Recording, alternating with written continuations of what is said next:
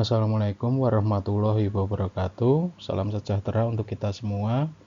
Perkenalkan, saya Handoko dari kelas manajemen karyawan. Mohon izin, sore ini saya akan mempresentasikan mengenai materi dari mata kuliah manajemen mutu yang diampu oleh Bu Rihan Hafidzni, yaitu tentang kinerja karyawan dan organisasi. Bismillahirrahmanirrahim. Pengertian kinerja karyawan.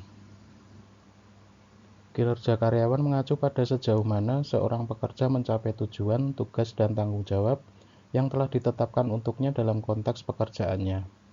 Evaluasi kinerja karyawan adalah proses pengukuran dan penilaian atas kontribusi, produktivitas, dan prestasi karyawan dalam melaksanakan tugasnya dalam organisasi. Beberapa poin penting yang dapat dilihat dari pengertian kinerja karyawan. 1. Kuantitas kerja. Kuantitas pekerjaan dapat menunjukkan kinerja karyawan karena kuantitas kerja melihat seberapa banyak pekerjaan yang dapat diselesaikan secara efektif dan efisien. Kedua, kualitas kerja. Salah satu indikator penting dalam menilai kinerja karyawan adalah kualitas pekerjaan, selain besarnya target pekerjaan yang akan dicapai dan banyaknya pekerjaan yang dapat diselesaikan. Proses karyawan dalam melakukan pekerjaannya sangat berbanding lurus dengan kualitas pekerjaannya. Oleh karena itu, pimpinan dalam mendelegasikan pekerjaan bagi karyawan hendaknya memberikan panduan yang jelas atau sesuai dengan standar dan kebijakan yang telah ditetapkan. Yang ketiga, pengetahuan tentang pekerjaan.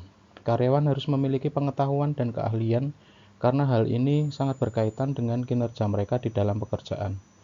Pengetahuan yang diberikan oleh perusahaan lewat pelatihan dan latar belakang pendidikan karyawan dapat meningkatkan kinerja karyawan.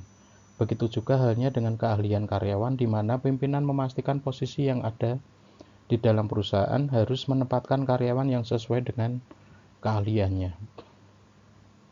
Yang keempat adalah perencanaan kegiatan.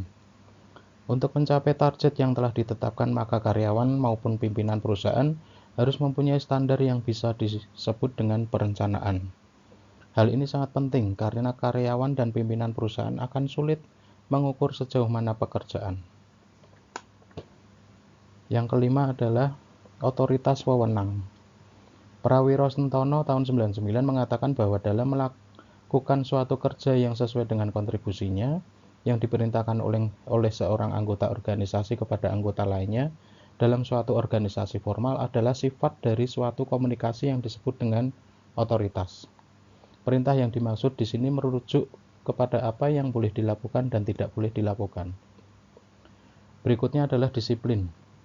Taat kepada hukum dan peraturan yang berlaku adalah pengertian disiplin menurut Prawiro Sentono tahun 99. Jadi disiplin adalah menghormati perjanjian kerja dengan organisasi dalam melaksanakan kegiatan kerja karyawan. Berikutnya adalah inisiatif. Perencanaan yang berkaitan dengan tujuan organisasi yang dihasilkan dari ide yang dibentuk, dari daya pikir dan kreativitas.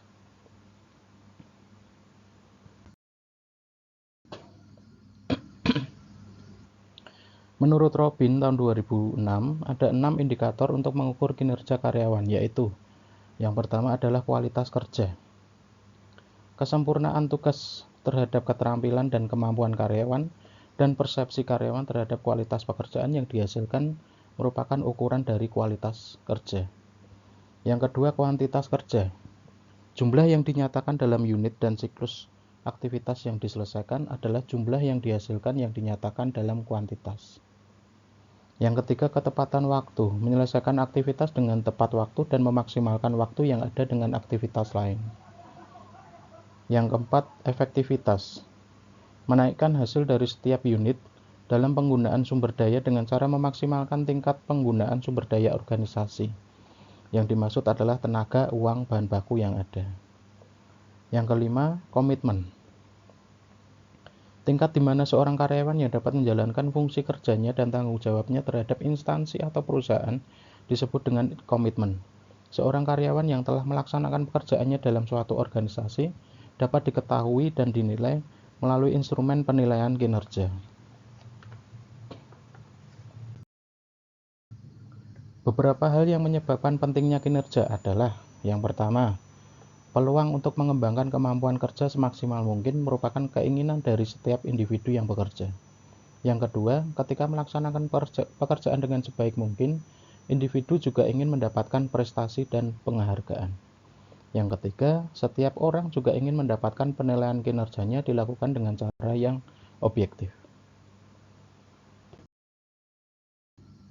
Oleh karena itu, untuk pengembangan sumber daya manusia, penilaian prestasi kerja itu sangat penting dalam suatu organisasi. Berikut adalah beberapa manfaat dari penilaian kerja, yaitu yang pertama adalah perbaikan kinerja. Penilaian kinerja dapat dijadikan umpan balik bagi karyawan, manajer, dan departemen sumber daya manusia untuk memperbaiki kinerja karyawan. Yang kedua, penyesuaian kompensasi.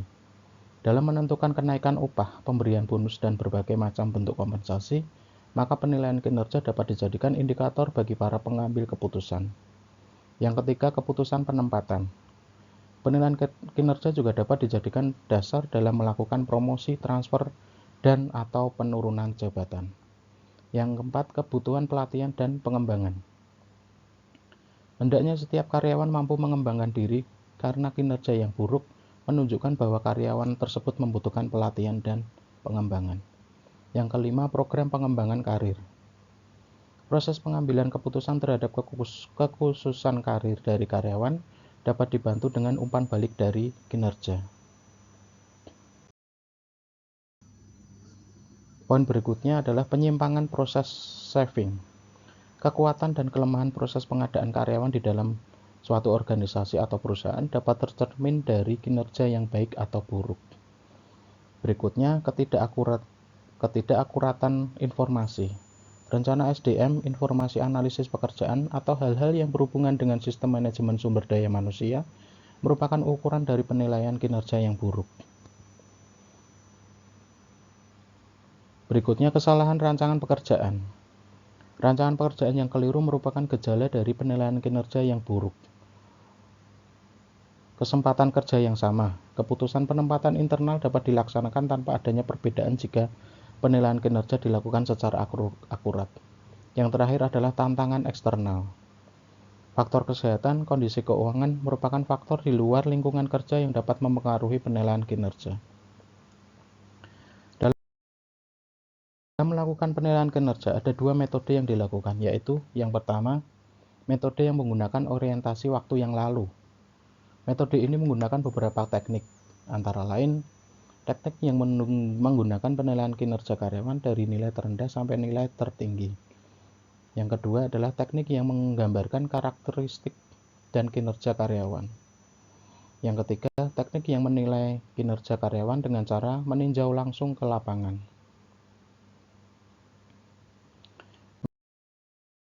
Metode yang berikutnya adalah metode yang menggunakan orientasi waktu yang akan datang. Metode ini menggunakan beberapa teknik, diantaranya yang pertama adalah penilaian diri dengan melakukan pengembangan organisasi melalui pengembangan diri karyawan. Yang kedua adalah penilaian psikologis dengan cara melakukan penilaian aspek motivasi, emosi, dan intelektual. Yang ketiga, mengidentifikasi kemampuan manajemen untuk waktu yang akan datang. Tujuan organisasi, yaitu yang pertama adalah tahap perencanaan kinerja. Menetapkan harapan kinerja, tujuan bagi kelompok dan individu untuk mencapai tujuan organisasi merupakan perencanaan kinerja agar organisasi berjalan efektif. Apa yang menjadi sasaran serta bagaimana mencapai sasaran dapat mengidentifikasi dan menentukan tingkat kinerja. Tahap yang kedua adalah pengelolaan kinerja. Hasil yang ditentukan akan tercapai jika rencana kinerja yang telah ditetapkan dapat dilaksanakan. Memberi bantuan praktis yang diperlukan merupakan dukungan manajer kepada karyawan agar karyawan sebagai individu komit terhadap rencana yang telah ditetapkan, serta menyesuaikan target dan prioritas sehubungan dengan perubahan juga memberi pelatihan dan pengembangan. Pada tahap ini, individu bertanggung jawab terhadap kinerja mereka sendiri. Yang ketiga adalah tahap evaluasi kerja. Pencapaian kinerja serta hasil yang dijadikan umpan balik merupakan proses yang dari evaluasi kinerja. Penilaian kinerja dilakukan secara objektif dari hasil evaluasi yang melibatkan berbagai pihak. Tahap yang keempat adalah tahap reward dan punishment. Motivasi yang diberikan organisasi dalam meningkatkan kinerja karyawan dapat berupa hukuman dan penghargaan. Setelah melihat hasil kinerja para karyawan, maka dapat diketahui apakah karyawan tersebut akan diberikan penghargaan atau apakah karyawan tersebut diberikan hukuman atau punishment.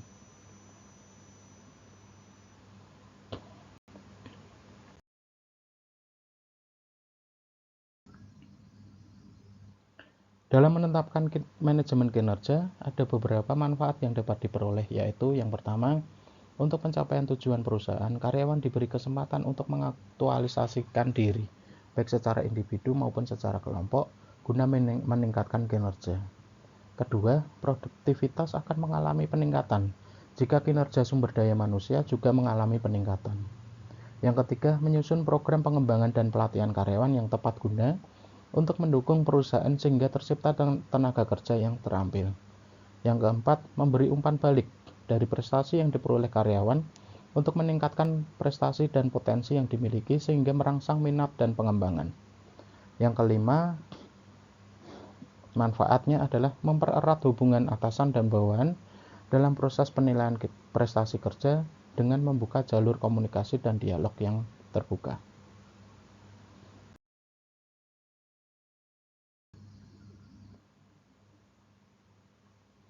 Faktor penting yang perlu diperhatikan dalam penilaian kinerja adalah kuantitas kualitas pengetahuan tentang pekerjaan, perencanaan kegiatan, wewenang, disiplin, dan inisiatif. Kesimpulannya, hasil kerja secara kuantitas dan kualitas yang dapat dicapai oleh seseorang dalam melaksanakan tugasnya sesuai dengan tanggung jawab yang diberikan kepadanya disebut dengan kinerja. Karakteristik karyawan yang mempunyai kinerja yang tinggi adalah memiliki tanggung jawab pribadi, mempunyai tujuan yang realistis, dapat merealisasikan rencana yang sudah diprogramkan, berani mengambil resiko, dan dapat memanfaatkan umpan balik bagi seluruh kegiatan yang telah dilakukan. Indikator kinerja karyawan yang perlu diketahui adalah kualitas, kuantitas, ketepatan waktu, efektivitas, dan komitmen. Kesimpulan yang berikutnya dari materi ini adalah manfaat dari penilaian kinerja adalah perbaikan kinerja, penyesuaian kompensasi, keputusan penempatan, kebutuhan pelatihan dan pengembangan, perencanaan pengembangan karir, penyimpangan proses pengadaan karyawan, ketidakakuratan informasi, kesalahan rancangan pekerjaan, kesempatan kerja yang sama, dan tantangan eksternal.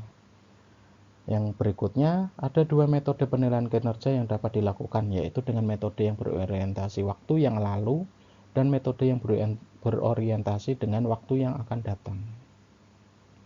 Kesimpulan berikutnya, tahapan dalam melaksanakan manajemen kinerja adalah perencanaan kinerja, pengelolaan kinerja, evaluasi kinerja, koreksi berupa penghargaan atau hukuman. Selanjutnya, manfaat yang diperoleh dalam manajemen kinerja adalah untuk pencapaian tujuan perusahaan, peningkatan produktivitas, mendukung program pengembangan dan pelatihan karyawan, meningkatkan prestasi dan potensi karyawan, serta mempererat hubungan antara pimpinan dan bawahan.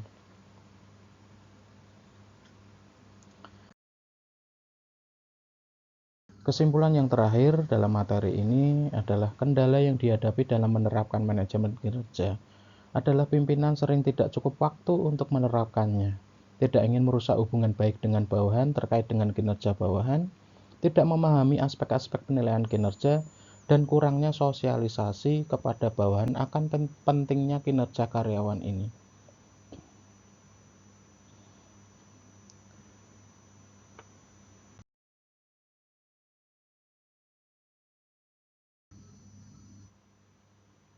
Demikian presentasi saya hari ini. Jika ada kurangnya saya mohon maaf. Semoga apa yang telah saya sampaikan berguna untuk diri saya sendiri maupun untuk teman-teman. Jangan lupa subscribe dan like. Selamat sore dan terima kasih. Wassalamualaikum warahmatullahi wabarakatuh.